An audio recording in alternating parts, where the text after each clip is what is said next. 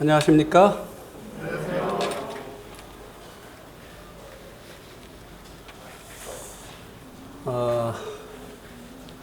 매번 우리 이봉래 형님 가족이 방문할 때마다 특송을 해주셔서 참 감사를 드립니다.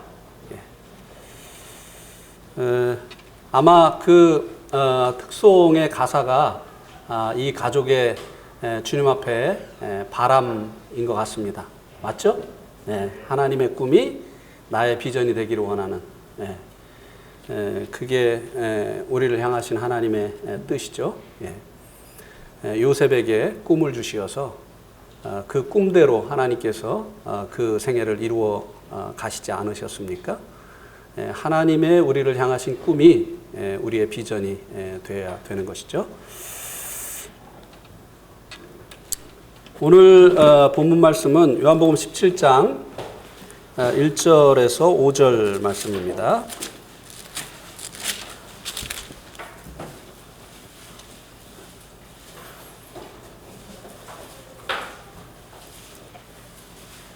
요한복음 17장 1절에서 5절.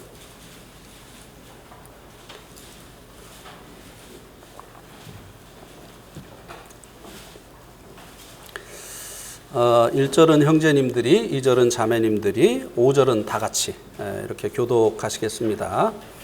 시작. 예수께서 이 말씀을 하시고 눈을 들어 하늘을 우러러 이르시되 아버지여 때가 이르러 싸우니 아들을 영화롭게 하사 아들로 아버지를 영화롭게 하게 하옵소서.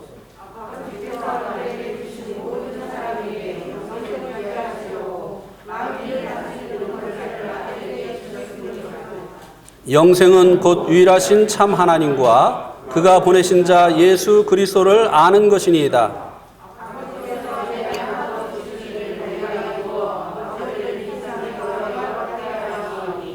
아버지여 창세전에 내가 아버지와 함께 가졌던 영화로서 지금도 아버지와 함께 나를 영화롭게 하옵소서. 이 요한복음은 영생의 복음입니다.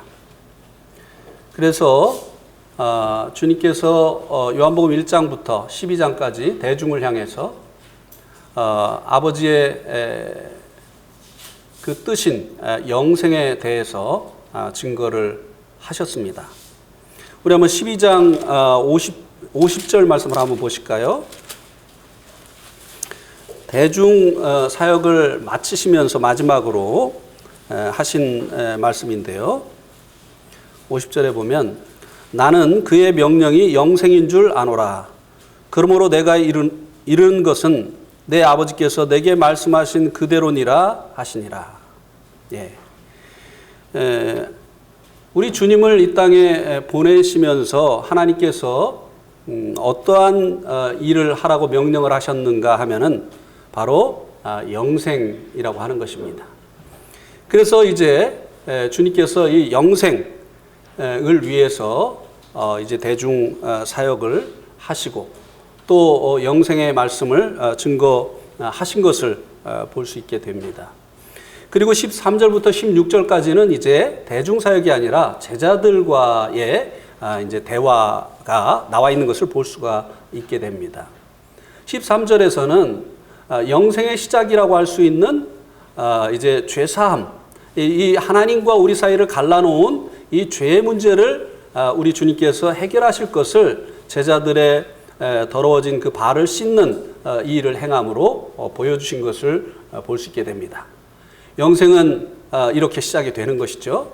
그 다음에 이제 14절에서는 미래에 얻게 되어질 영생, 14장에서는 미래에 얻게 되어질 영생에 대해서 말씀을 해주셨습니다. 너희는 마음에 근심하지 말라. 하나님을 믿으니 또 나를 믿어라.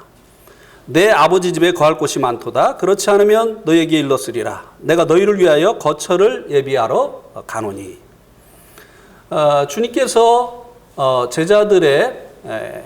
제자들과 함께 살 하늘의 거처를 마련하기 위해서 가는 것이기 때문에 주님께서 비록 아버지께로 가지만 이 제자들을 위해서, 성도들을 위해서 가시는 거니까 염려할 일이 아니라고 말씀을 해 주십니다. 그래서 이제 14장에서는 미래에 얻게 되어질 영생에 대해서 말씀해 주시고요. 15장에서는 우리가 잘 알고 있는 것처럼 포도나무의 비유를 통해서 현재 우리가 영생을 어떻게 누리느냐에 대해서 말씀을 해주고 있습니다. 이제 이 가지가 나무로부터 그 진액을 받음으로 열매를 맺는 것처럼 우리가 현재의 삶 가운데서 주님과 이 교제를 통해서 이제 우리가 영생을 누리게 되는 것에 대해서 말씀을 해주십니다. 그리고 이제 16장에서는 이 영생을 현재의 삶 가운데서 경험하게 하시는 성령님에 대해서, 영생은 하나님과 함께하는 삶이잖아요. 근데 하나님과 이 땅에서 우리가 어떻게 함께하는 삶을 맛보아 알 수 있게 되어지느냐? 하나님의 영이신 성령님이 우리와 함께 하심으로 인해서 이 영생을 맛보게 되어지는 것에 대해서 말씀을 해주셨습니다. 그리고 이제 17장은 제자들과의 대화가 끝나고 아버지와의 대화입니다. 그래서 이제 이 17장은 주님의 기도이죠. 주님의 기도. 그런데 이 주님의 기도의 핵심 또한 영생인 것을 우리가 볼 수 있게 됩니다. 2절과 3절 말씀에 그것이 나타나 있는 것을 볼 수 있게 됩니다. 2절에 한번 보세요. 아버지께서 아들에게 주신 모든 사람에게 영생을 주게 하시려고 만민을 다스리는 권세를 아들에게 주셨음이로소이다. 영생은 곧 유일하신 참 하나님과 그의 보내신 자 예수 그리스도를 아는 것이니이다. 주님의 기도의 핵심도 바로 우리들의 영생이었다고 하는 것을 볼 수 있게 해주는 이 구절입니다. 그래서요, 이 요한복음에서는 온통 이 영생에 대해서 말씀을 해주고 있는데요. 우리가 아까 본 12장 50절 말씀에서는 영생은 하나님의 명령이다 라고 말씀을 해주셨고요. 그리고 이 영생은 요한복음을 기록한 목적이라고 말씀해주고 있습니다. 우리 한번 요한복음 20장 31절을 한번 보겠습니다. 요한복음 20장 31절.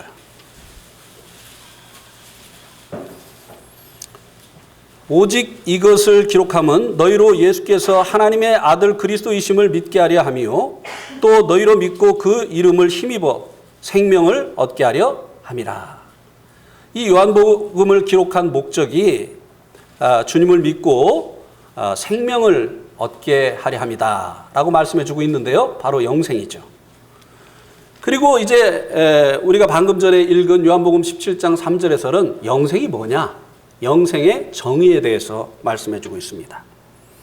그리고 이제 우리가 잘 알고 있는 요한복음 3장 16절에서는 영생을 얻는 방법과 영생을 하나님께서 우리에게 주시기를 원하시는 이유가 무엇이냐를 말씀해 주고 있습니다. 영생을 얻는 방법은 바로 하나님이 세상을 이처럼 사랑하사 독생자를 주셨으니 이는 저를 믿는 자마다 영생을 얻게 하려 하십니다. 영생을 얻는 방법은 하나님의 독생자이신 예수님을 믿는 것이다 라고 말씀해 주고 있고요. 이 영생을 계획하신 그 이유는요, 하나님의 사랑 때문이라고 말씀해 주고 있습니다. 하나님이 세상을 이처럼 사랑하셨기 때문에 하나님께서 우리와 함께 하시기를 원하셨다고 하는 것입니다.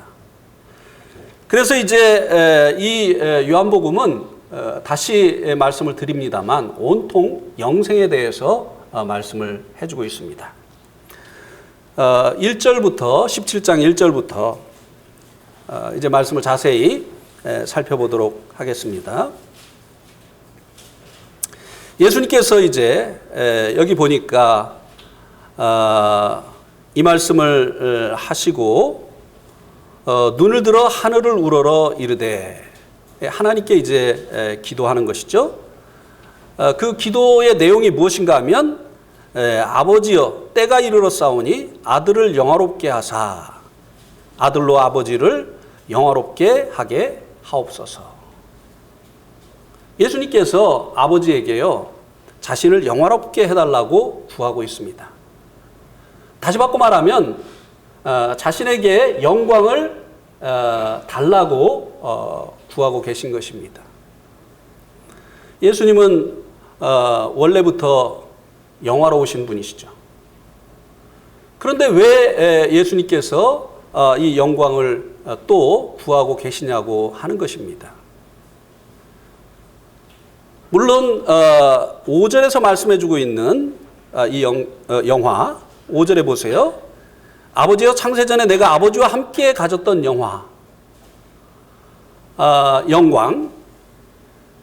이 영광을 이 땅에 오시면서 이제 숨기시고 오셨죠.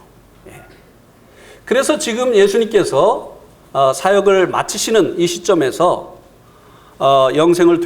이 영화를 되돌려달라고 구하고 있는 것처럼 보입니다만, 이제 주님께서 이 땅에 오시기 전에 아버지와 함께 가지셨던 이 원래 주님이 가지고 있는 그 영광과 그리고 이제 1절에서 구하고 있는 이 영광은 서로 다른 것입니다.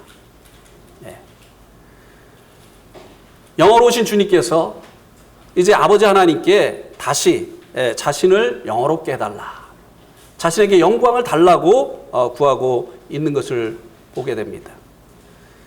그런데 왜 지금 이 시점에서 예수님께서 이 영광을 달라고 구하고 계시는가 하면요, 때가 이르렀다는 것입니다. 지금 아버지께로부터 영광을 받을 이제는 때가 이르렀기 때문에 그것을 달라고 하고 있다는 것입니다. 여러분, 이 기도가 사실은요, 이 주님께서 구하고 있는 이 영광이 무엇인지 알면요, 정말 쉽지 않은 기도였다는 것을 알 수 있게 될 겁니다. 우리가 이런 기도를 정말 일생에 한 번 드릴 수 있을까 하는 이런 생각을 하게 됩니다. 제가 말씀을 준비하면서 그런 생각을 했어요. 내가 하나님께 이런 기도를 드릴 수 있을까? 하나님, 저를 영화롭게 해주십시오. 이거는 정말 우리가 하나님께 드리기 힘든 그 같은 기도입니다. 아무나 할 수 있는 기도가 아니에요. 이 주님께서 구하시고 있는 이 영광이 무엇인가를 우리가 보면 그것을 알 수 있게 되는데요. 요한복음 12장 23절 한번 보세요. 요한복음 12장 23절.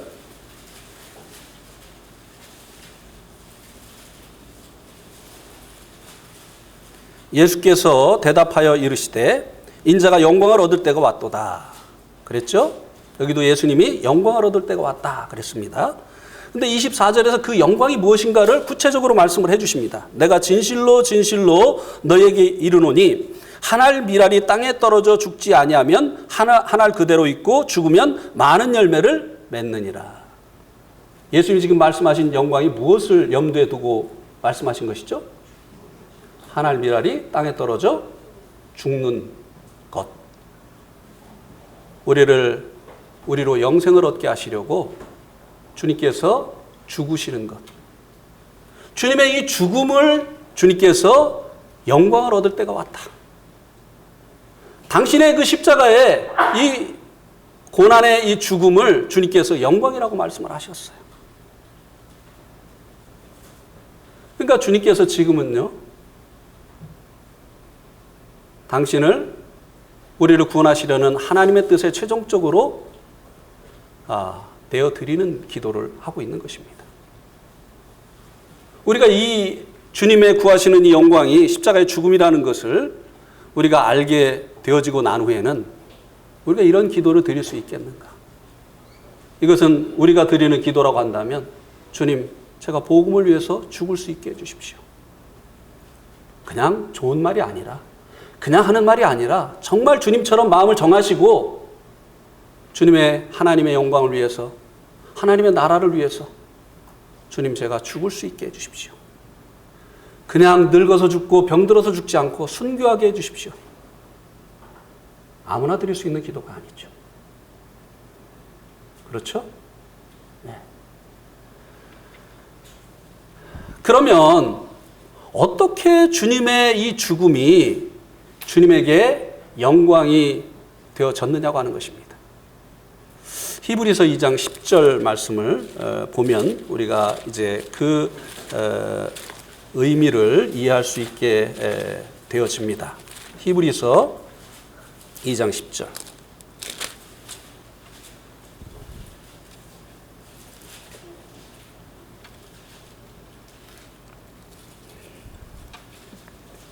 한번 같이 읽어보실까요? 시작. 그러므로 만물이 그를 위하고 또한 그로 말미암은 이가 많은 아들들을 이끌어 영광에 들어가게 하시는 일에 그들의 구원의 창시자를 고난을 통하여 온전케 하심이 합당하도다. 자, 여기 보니까 예수님이 원래는 온전하지 않았는데 고난이라는 이 과정을 통해서 온전해진 것처럼 말씀해주고 있죠. 그죠? 예. 그렇지 않습니까? 예. 그러나 예수님은요, 처음부터 완전하신 분이에요. 그분은 배워야 될 필요도 없고 성장해야 될 필요도 없고 성숙해야 될 필요도 없는 처음부터 완전하신 분입니다. 그런데 여기서 왜 주님이 마치 어떤 과정을 통해서 완전해지신 것처럼 말씀해 주고 있느냐고 하는 것입니다. 주님께서 이 고난을 통해서 어떤 일에 온전하게 되셨느냐고 하는 것이에요. 구원의 창시자로. 다시 바꿔 말하면 구원자로서 주님은 이 고난을 통해서, 십자가의 이 고난을 통해서 주님은 온전하게 되어지신 것입니다. 그분은 십자가를 지지 않으셨다 할지라도 온전하신 분이에요. 그러나 구원자가 되실 수는 없으셨을 것입니다. 그분이 이 구원자라고 하는 이 영광을 얻기 위해서 그분은 고난을 받으셨어야 됐다고 하는 것입니다. 그분이 이제 고난을 받지 않으신다 할지라도 찬양을 받으시고 영광을 받으실 하나님이십니다.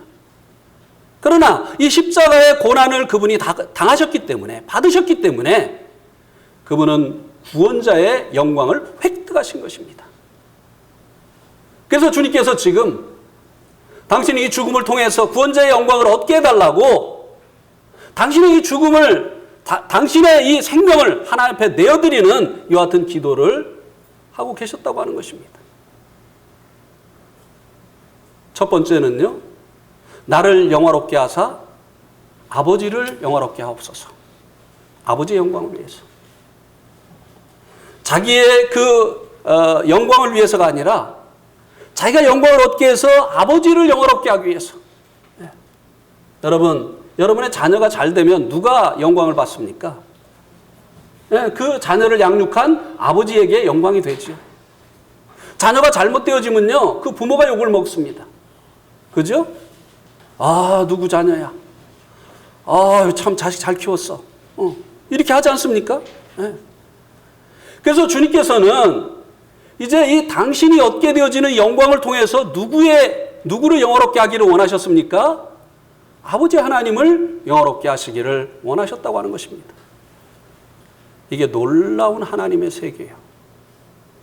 우리 인간은요, 서로에게서 다른 사람을 밟고라 하고도요, 내가 영광을 받기를 원합니다. 내가 높아지기를 원해요.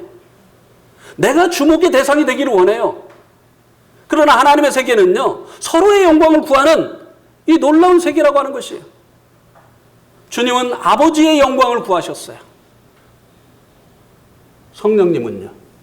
성령님은 이 땅에 무엇을 하러 오셨죠? 예수님을 증거하기 위해서 오셨어요. 그죠? 네.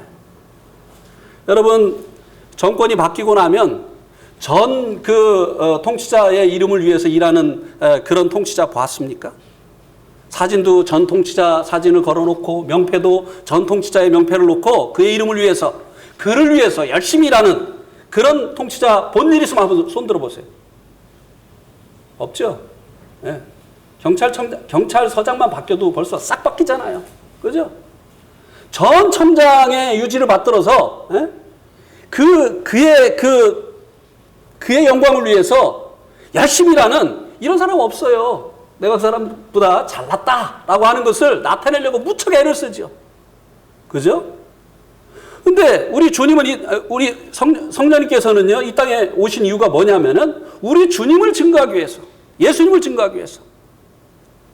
그래서요, 성령님은요, 이름도 갖지 않으셨어요. 예수 그리스도의 영, 하나님의 영. 예, 성령. 왜요? 자기를 증거하러 오신 분이 아니니까 이름조차 가질 필요를 느끼시지 않은 거예요. 예수님만 증거되면 되는 겁니다. 예. 하나님의 세계는 이렇게 놀라운 세계예요. 서로가 서로의 영광을 구하는 세계. 그런데 마귀는 어떻게 했습니까? 마귀는 어떻게 했죠? 하나님의 피조물임에도 불구하고 하나님과 자기를 어떻게 하려고 했어요? 하나님의 영광을 취하려고 했어요. 네. 하나님을 배제하려고 했어요. 하나님이 자기의 창조주이신데 창조주인 하나님의 자리에 자기가 앉아서 하나님을 배제시키고 자기가 영광을 받으려고 했다고 하는 것입니다. 그래서 우리가 성령 충만하면요, 주님의 영광을 나타내게 돼 있어요. 다른 성도의 유익을 구하게 돼 있습니다. 그러나 우리의 마음이 육으로 가득하게 되어질 때 마귀의 일을 하게 되어지는 것입니다. 자기를 나타내고 자기를 자랑하고 다른 사람을 멸시하고 무시하고 하는 이런 일들이 나타나게 되어진다고 하는 것입니다. 어쨌든 주님께서 이제 이 영광을 얻기 위해서 어떤 일을 하셨습니까? 예, 하나님의 아들이 땅에 떨어져 죽는 것처럼, 예, 주님께서는 십자가에 우리로 하나님의 자녀가 되게 하시려는, 영생을 얻게 하시려는 이 일을 위해서 해산의 수고를 하시는 이런 고난을 당하셨다고 하는 것입니다. 지난 수요일 날 최세만 형제님을 이제 통해서 우리가 그곳 소식도 듣고 또 간증도 들었습니다. 마지막 부분에 참 울림이 있었어요. 마지막 부분에. 아직까지도 그 울림이 제 마음 가운데 있습니다. 오늘 사실 이 말씀을 준비한 이유도 그 울림 때문이에요. 마지막 부분에 어떤 간증을 하셨느냐면요. 신전 앞마당에서 아이들을 가르치는 거예요. 한글을 가르치시는데, 한글을 무엇으로 가르치시느냐? 성경을 가지고 가르치시는 거예요. 조상 대대로 이 불교를 섬기고 있는 그들의 바로 앞마당에서 그것이 저들에게 어떤 이제 반응을 일으킬지 모릅니다. 그들이 그를 향해서 돌을 던질 수도, 그 형제님을 향해서 돌을 던질 수도 있어요. 네팔도 똑같은 상황이었거든요. 힌두교가 국교였기 때문에 다른 이 종교를 전하는 것은 법적으로 금해진 일이었어요. 그들은 어려서부터 이 불교 속에서 살아가기 때문에요. 불교가 종교 차원을 넘어서 그들의 생활입니다. 삶이에요. 그들에게 그들이 섬기는 그 불교 사원 앞마당에서 태초에 하나님이 천지를 창조하시니라. 네. 이 부처가 아니라 그 불교에 찌들은 그 사람들에게, 그 아이들에게 태초에 하나님께서 천지를 창조하시니라. 등골이 오싹해졌다고 하지 않습니까? 네. 그런데도 왜 그런 위험을 무릅쓰고 그 일을 해야 되느냐 이거예요. 왜 그 위험한 곳에 배를 타고 가야 되느냐 이거예요. 하늘 미랄이 땅에 떨어져 죽지 아니하면 열매를 맺을 수 없으니까. 예. 그 위험이 있는 곳에 가지 아니하면 그 위험한 곳에 있는 그들이 복음을 들을 수 없으니까. 그들에게는 복음의 기회가 주어지지 않으니까 복음을 위해서, 그 영혼들을 위해서 위험하지만 그래도 거기에 간다고 하는 것이 아니겠어요?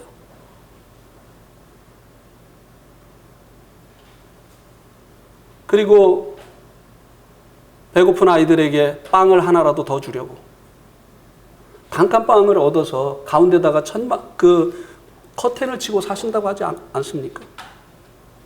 여러분, 쉬운 일 아니에요. 신앙은요, 말이 아닙니다. 지식이 아니에요. 삶이에요. 그거 뭐 아니에요. 여러분, 좋은 환경에 있다가요, 조그만 나쁜 환경으로 가보세요. 굉장히 힘이 듭니다. 왜 그렇게 해야 되느냐 이거예요.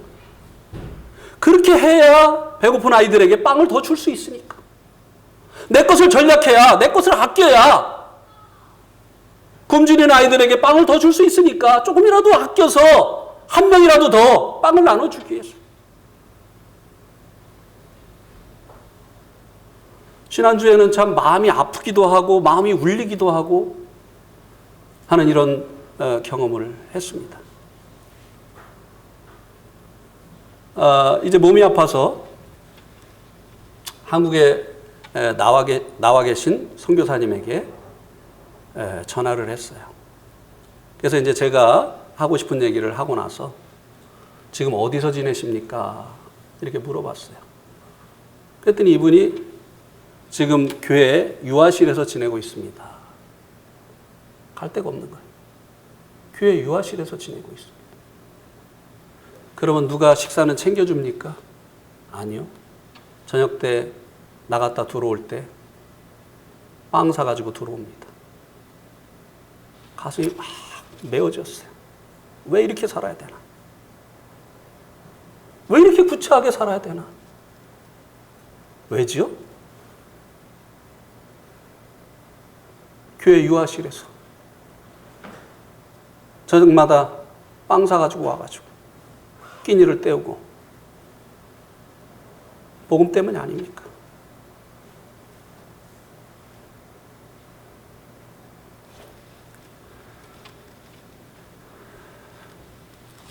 요한복음 8장 1절을 한번 보시기 바랍니다.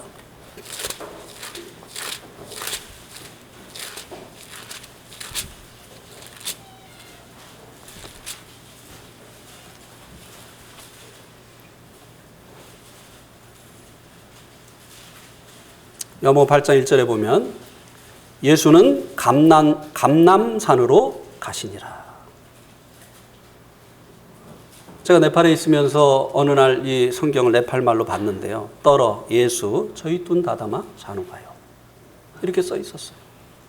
떨어라는 것은요. 그러나라고 하는 접속사. 그래서 앞에는 이 예수님이 행하신 일과 반대되는 상황이 있다고 하는 것을 보여주는 것이기 때문에 그 앞에 말씀을 봤습니다. 7장 53절에 보니까 다 각각 집으로 돌아가고 초막절이 지나고요. 마지막 행사를 하고 사람들은 이제 자기 집이 있으니까 각각 다 자기 집으로 갔어요. 그러나 예수님은 어디로 가셨다고요? 집으로 가셨다고요? 왜요? 왜 감람산으로 가셨을까요? 여우도 굴이 있고 공중에 나는 새도 집이 있지만은 인자는 머리 둘 곳이 없도다 사실이었어요. 네. 그리고 누구 하나 주님 오늘 어디서 묵으실 겁니까? 주님 저희 집으로 가시죠. 이렇게 말하지 않았어요. 이런 사람들을 위해서 왜 고난을 받으셨을까요? 자기밖에 모르는 사람들. 자기 일은 조그만 어려우면 사람들이 알아주기를 원하고 사람들이 기도해 주기를 원하고 관심 갖기를 원하면서 주님에 대해서는 아무런 관심도 없는 사람들. 주님이 산에서 밤을 지새는데도 불구하고 어디서 지내셨는지 아침은 드셨는지 아무 관심이 없는 이 사람들.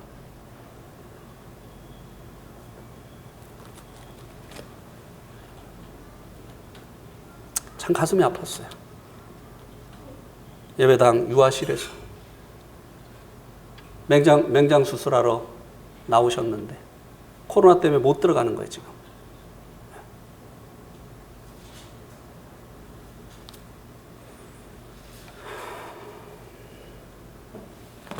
그래서 예수님께서 아버지 하나님 앞에 자신의 그 십자가의 죽음을 앞에 두시고 자신을 영화롭게 해달라고 기도를 하셨습니다. 자, 우리도요. 하나님의 자녀가 되어지는 영광을 얻었습니다. 이것은 거저 얻은 것이에요. 믿음으로 얻은 것이에요. 그러나 거저 얻은 것이지만 이 영광 또한 말할 수 없이 큰 것입니다. 그죠?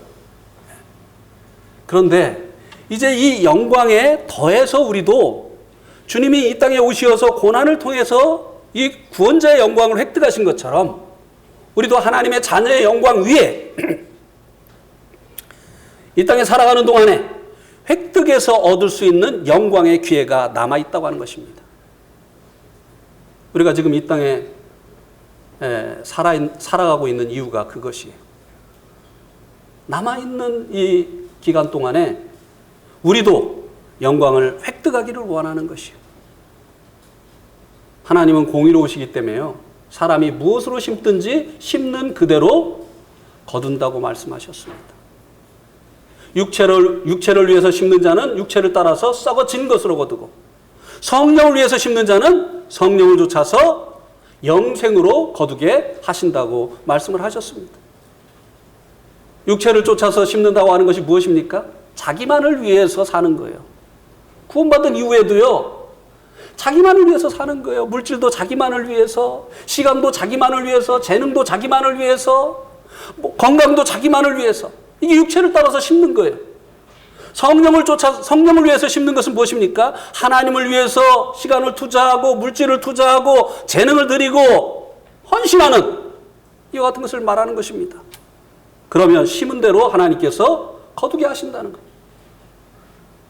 특별히 우리가 복음과 하나님 나라를 위해서 주님의 교회를 위해서 받는 이 고난은요, 장차 다가올 영광과 좋게 비교할 수가 없다고 말씀을 하셨습니다. 만약에 우리가 스데반처럼 또 바울처럼 순교할 수 있다면, 우리가 그런 기도를 드릴 수 있다면 정말 가장 큰 영광을 얻겠죠. 네. 그러나 하나님은 과거에도 그랬고 지금도 그렇고 미래에도 그럴 것입니다만 억지로 하시는 분이 아니에요. 우리가 자원해서 그렇게 할 때만 하나님께서 그렇게 할 수 있도록 해주시는 것입니다.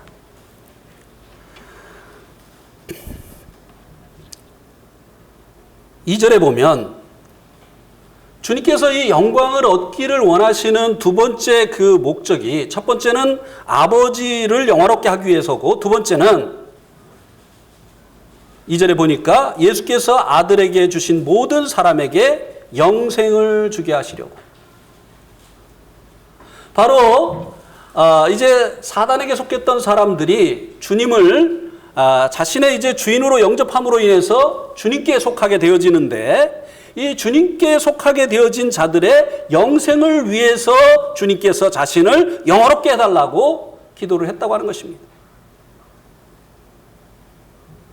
자, 우리 한번 요한복음 13장을 한번 보시기 바랍니다. 요한복음 13장.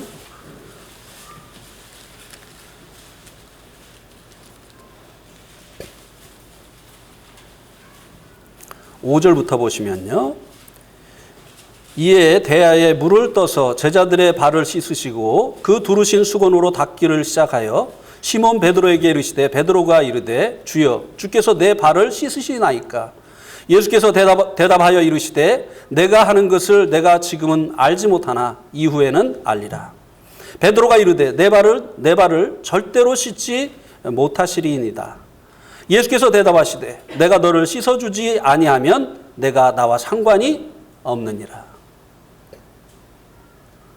제자들이 선생님이 발을 씻는데 버젓이 발을 내밀고 있는 것이 베드로는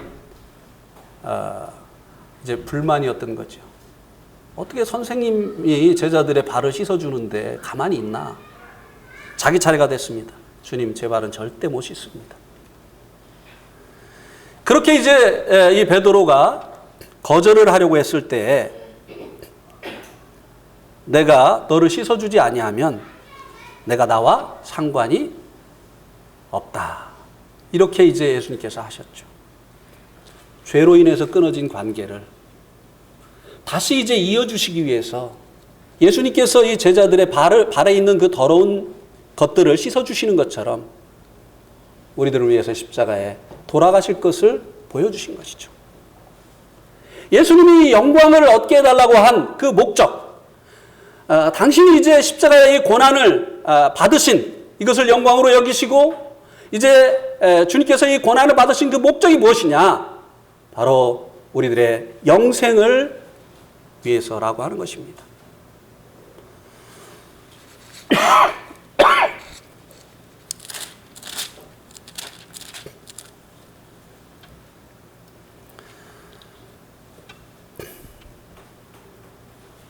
그래서 하나님께서는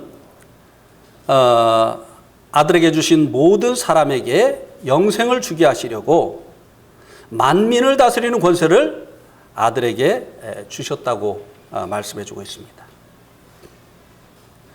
이제 이 영생을 얻으려면요, 이 말씀을 통해서 우리들이 알 수 있는 것이 무엇인가 하면요, 마귀에게 속한 자들은 영생을 얻을 수 없는 거죠. 왜냐하면 여기 보니까 아들에게 주신 자, 아들에게 주신 모든 사람에게 영생을 주게 하시려고 라고 말씀해주고 있죠. 죄로 인해서 마귀에게 속해서 죄의 통치를 받고 있는 사람들은 영생과 관계가 없습니다. 하나님과 분리되어 있어요. 죄의 통치를 받으면서 살아갑니다. 그런데 이제 이 영생을 얻으려면 아들의 소유가 돼야 된다고 하는 것입니다. 예수님의 소유가 되어져야 된다고 하는 것이에요. 예. 그래서 예수님의 소유가 되어진다라고 하는 이 말의 의미는 무엇인가 하면 우리가 적극적으로 예수님을 우리들의 주인으로 받아들여야 된다고 하는 것입니다. 우리들의 왕으로 예수님을 받아들여야 된다고 하는 것입니다. 그렇게 되어질 때 우리가 주님에게 속한 자가 되어지고 그리고 우리의 인생에 대한 권리를 그분이 갖게 되어지는 것이라고 하는 것입니다. 그래서 예수님께서 이제 아버지로 말미암아 만민을 다스리는 권세, 왕권을 가지셨다라고 말씀을 해주고 있는 것입니다. 그래서 한번 골로새서 1장도 한번 보시기 바랍니다. 골로새서 1장.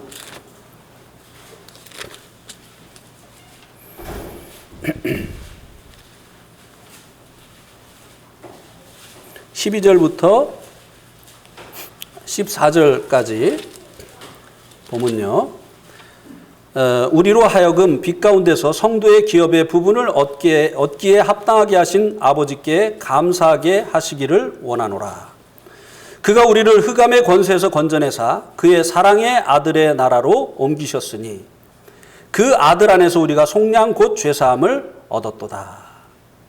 이 말씀은 이제 14절부터 이렇게 보면 순서가 맞습니다.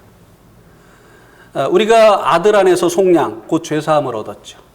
예수님께서 우리의 죄값을 치루어 주셨기 때문에 우리가 죄사함을 얻었습니다. 죄사함을 얻게 하신 그 이유가 무엇이냐?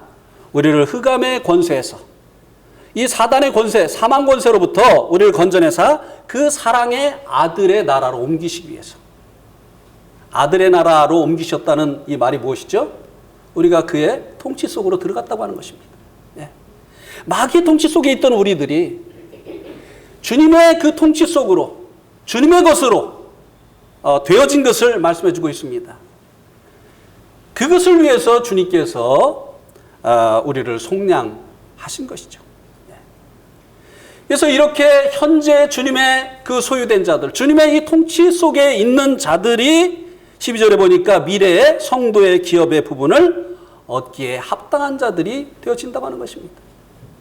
현재 마귀의 통치를 받고 있는 사람들, 마귀가 원하는 대로 살고 있는 사람들, 죄의 통치를 받고 있는 사람들, 미래에 이제 성도에게 약속하신 그 기업을 얻을 수가 없다고 하는 것입니다.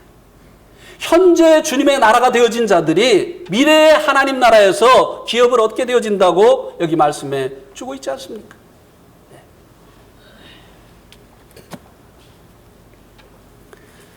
그러면서 이제 3절에서는 영생이 무엇인가, 하나님께서 우리에게 주시기를 원하시는 이 영생이 무엇인가를 이제 말씀해 주고 있습니다. 영생은 곧 유일하신 참 하나님과, 이게 중요해요. 왜요? 세상에 하나님 다 믿지, 그죠? 세상 사람들 다 하나님 믿어요. 불교는 부처님은 하나님이라고 믿고, 뭐 힌두교는 막 그냥 3억 3천에 막 돌덩어리도 하나님, 뭐 나무도 하나님, 뭐 별걸 다 하나님이라고 믿잖아요. 근데 누구를 알아야 된다고 했어요? 네, 유일하신 참 하나님. 참 하나님. 네. 유일하신 참 하나님과 그의 보내신 자 예수 그리스도를 아는 것이니이다. 영생은 바로 이것이라고 말씀해 주고 있습니다. 유일하신 참 하나님, 그가 보내신 자 예수 그리스도를 아는 것이다. 예수님이요, 지금 예수님 본인이 하고 있는 기도입니다. 그런데 예수님이 본인을 하나님이 보내신 그리스도라고 말하고 있잖아요. 네. 그분을 아는 것이 영생이다. 자, 이 안다고 하는 이 단어가 헬라어에는 두 개가 있습니다. 하나는 에도예요.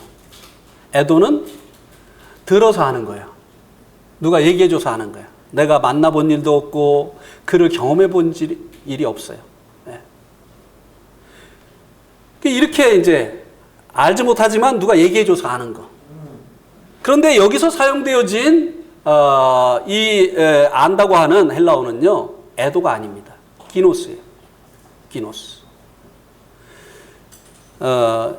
이 기노스는요, 경험을 통해서 아는 것을 이야기합니다. 우리나라에는 경험을 통해서 아는 것도 그냥 안다고 하고 그냥 들어서 아는 것도 안다고 이렇게 똑같은 단어를 사용하는데요, 헬라어에는 달라요. 네, 네팔 말에도 다릅니다. 내가 네팔 수상을 아는 것은 에도예요. 나 그분 만나본 적 없어요. 그분하고 대화해본 적도 없어요. 식사 한번 해본 적이 없어요. 네. 그러나 알아요. 왜? 매스컴이 보도를 하니까. 네. 그런데 제 아내를 아는 거, 이거는 애도가 아니에요. 제 아내하고는 벌써 오래 살았잖아요. 그러니까 이렇게 만나고 교제하고 같이 하면서 경험을 통해서 아는 것, 이것을 기노스라고 합니다. 그러니까 여기서 말씀해주고 있는 유일하신 참 하나님과 그리고 그의 보내신 자 예수 그리스도를 아는 것이 영생이다. 네.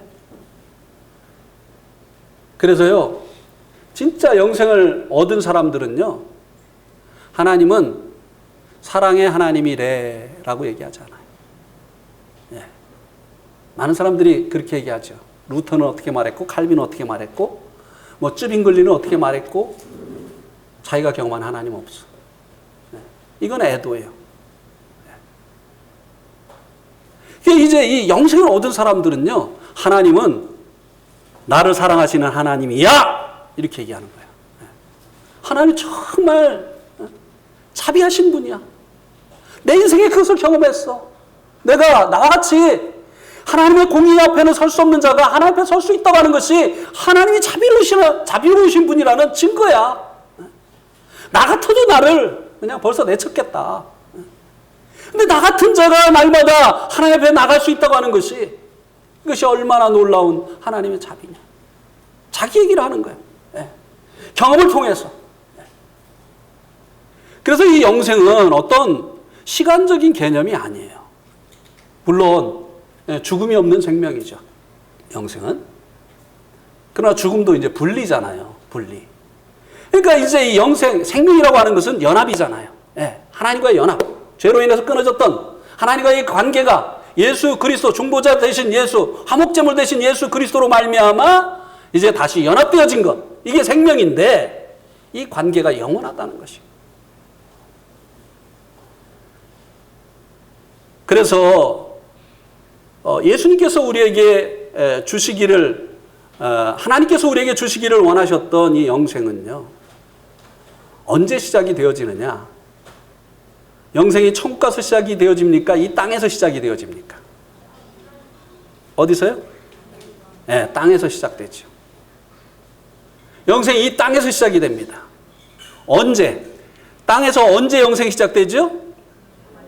네, 죄사함 받고 하나님과 만나게 되어질 때. 네.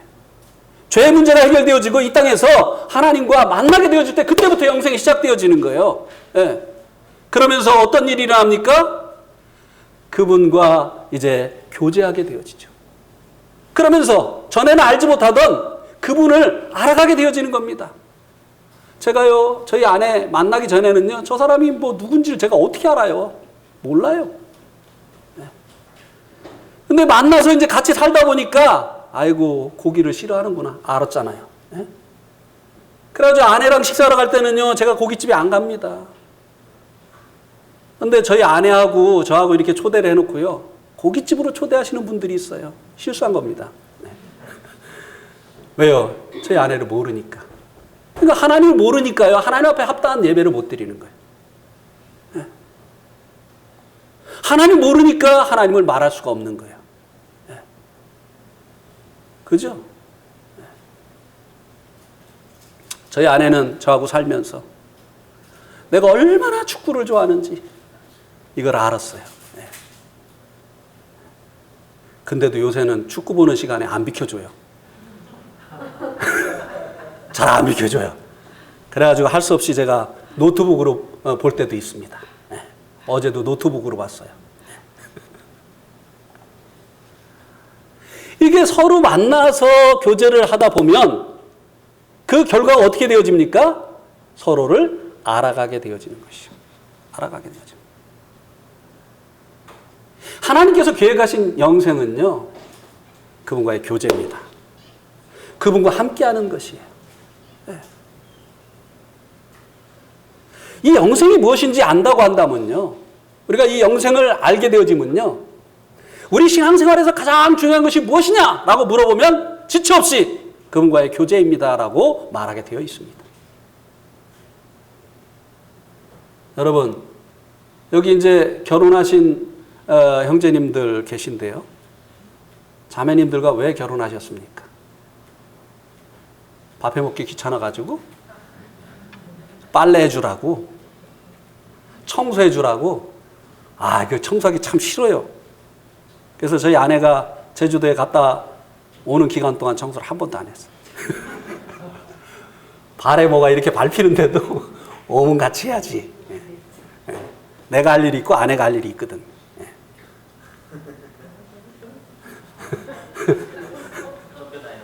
쫓겨나요. 근데 하여튼 제가 아내가 없으면 제가 할 일 잘해요. 설거지도 하고 다 합니다. 일 없어요. 어쨌든 무슨 말 하려다가 이 말 했죠? 예? 아니 방금 전에 알아가는 거. 알아가는 거. 주님과의 교제. 자, 고린도전서 1장 9절을 한번 보시기 바랍니다. 고린도전서 1장 9절.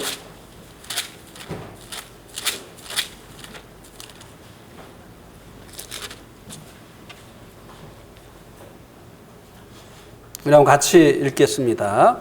시작. 너희를 불러 그의 아들 예수 그리스도 우리 주와 더불어 교제하게 하시는 하나님은 미쁘시도다. 예.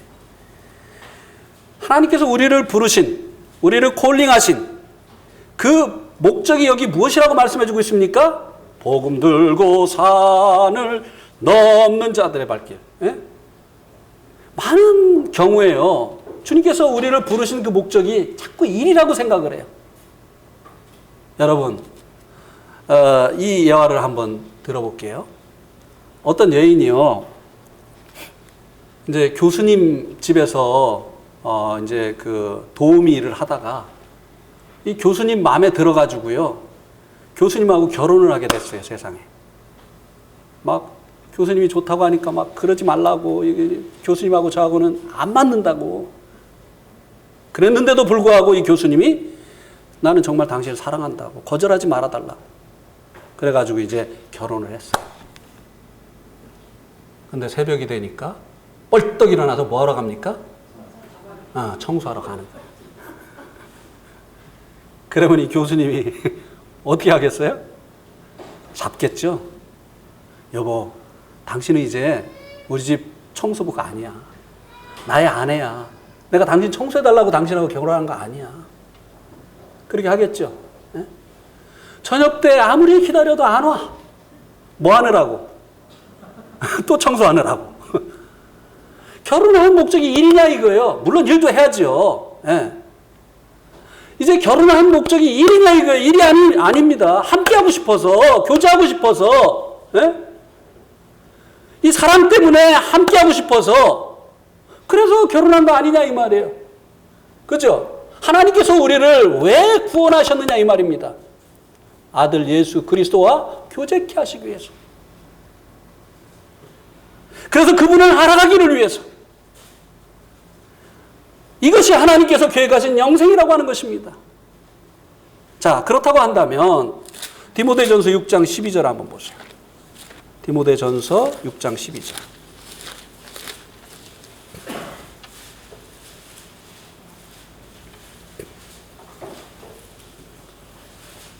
또 같이 읽겠습니다. 시작.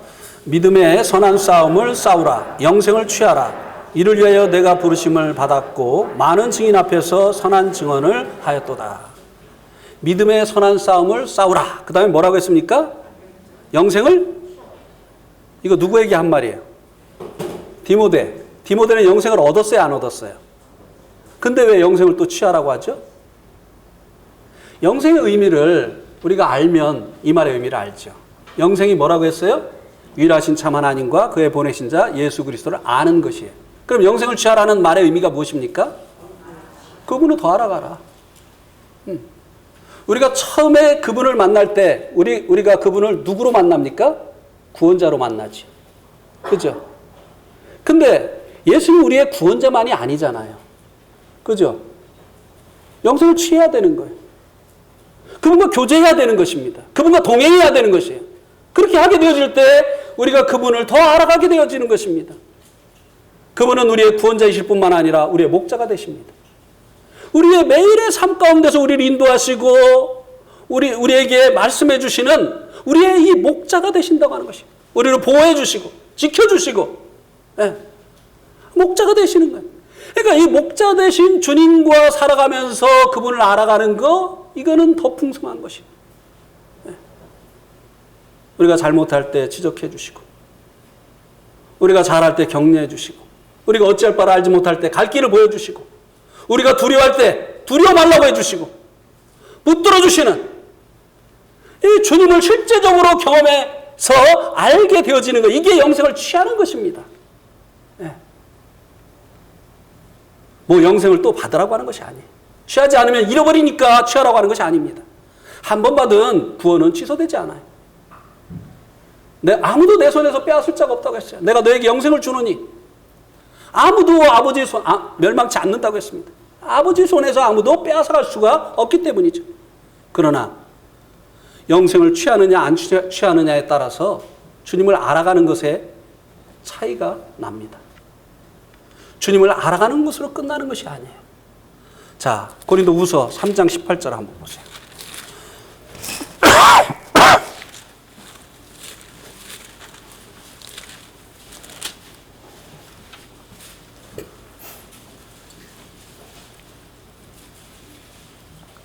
고린도후서 3장 18절.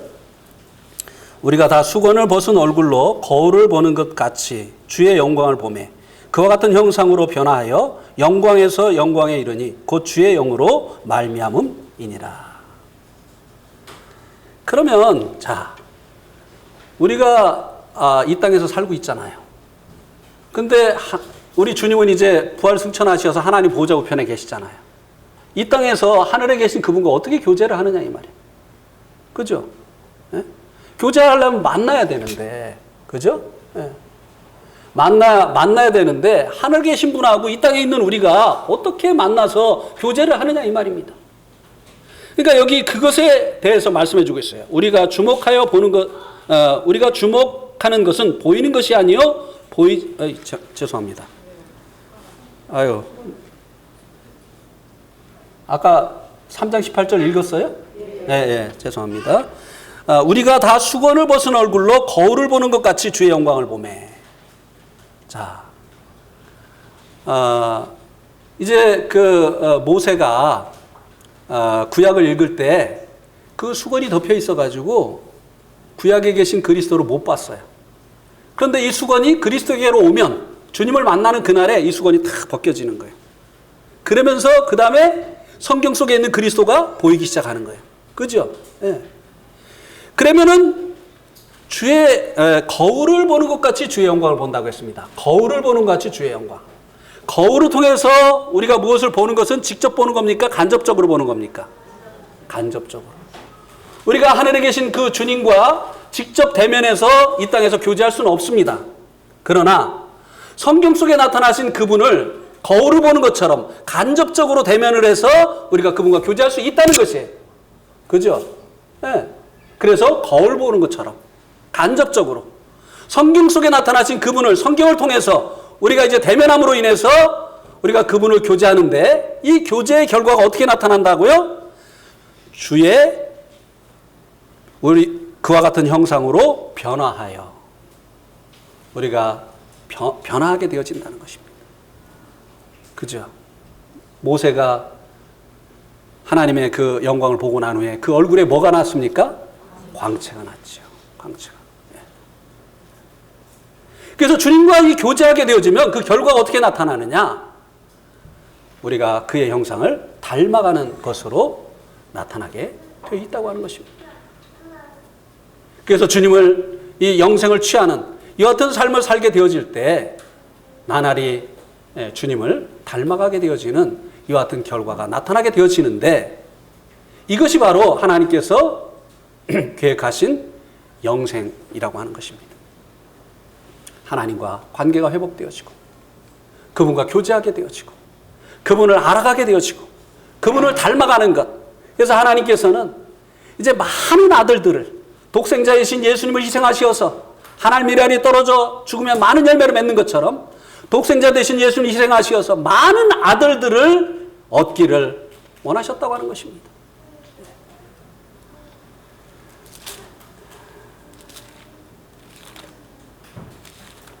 아시겠죠? 예.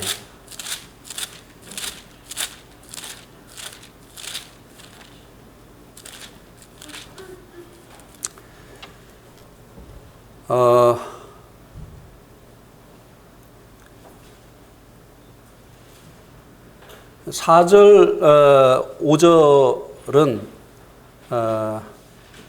앞에서 얘기를 했습니다. 5절에 주님께서 구하시는 영광은 이 땅에 오시어서 고난을 통해서 획득하신 영광이 아니라 이 땅에 오시어서 아버지의 뜻을 이루기 위해서 포기하고 오셨던 원래 그 영광, 그것을 회복시켜 달라고 구하고 있는 것이고요. 4절은 그 이유를 말씀해 주고 있는 것입니다. 아버지께서 내게 하라고 주신 일을 내가 이루어 아버지를 이 세상에서 영화롭게 하였기 때문에 이제 그 일을 다 이뤘기 때문에 이 일을 이루기 위해서 반납하였던 그 원래 창세전에 가졌던 그 영광을 회복시켜 주라고 이렇게 말씀하고 있는 것을 볼 수 있게 됩니다.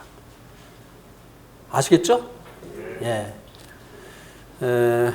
오늘 말씀 여기까지 말씀을 드리도록 하겠습니다.